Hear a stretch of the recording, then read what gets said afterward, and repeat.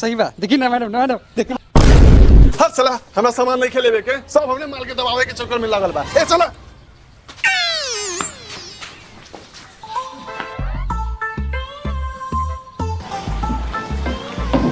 ए रुकिए रुकिए कुछ लिए कि नहीं लिए? ए हम लार लिए दुकान में सब छिनार स्टाफ रखे हुए हैं।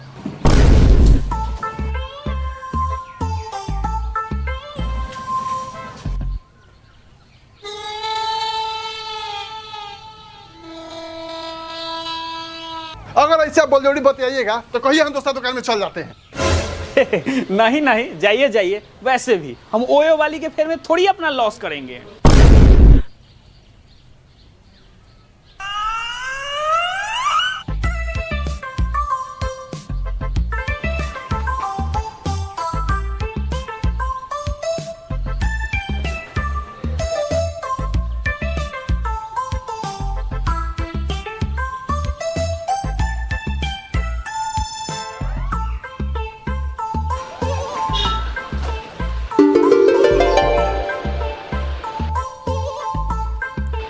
ए जी उधर देखी बड़ा सरिया रहल बा, जंघिया उधरे मिली। ए जी आप साफी बेशरम है कि जंगिया क्या बोल रही है? कच्छा बोलिए। साला हम नसीबे खराब बा कि हम चिपड़ी पाथे वाली से प्यार कर लिए।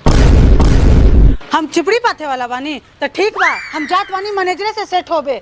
जवन जवन जंघिया चोली पहिरे के मन करी पहिरत रहम। ए रुका रुका, का तू बात बात पर बुरा मान जालू? तू सामान खरीदे के करा चालू, हम बिल पे कर दे। ई भइल ना बात। 28 नंबर जंघिया दिखाई। आपको तो 28 नंबर जंघिया नहीं हटेगा। इधर आइए देखते हैं।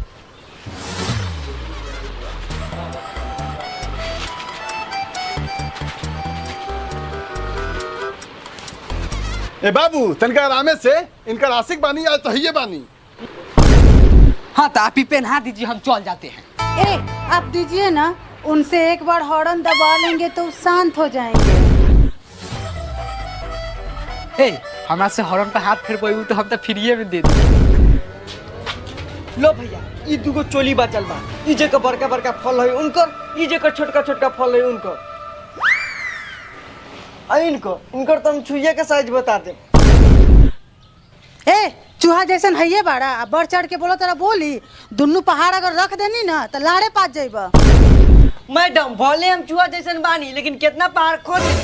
हमरा से ऐसे मत आओ, जल्दी जे हम वैसन वैसन कह देनी कि 9 महीना ठीक से चल न पाई। ए बाबू तन्नी को हैले बारा, अब बोला तेरा बढ़ चढ़ के बोली। रुक हमारा तनी तरह के 6 करोड़ वाला गोली।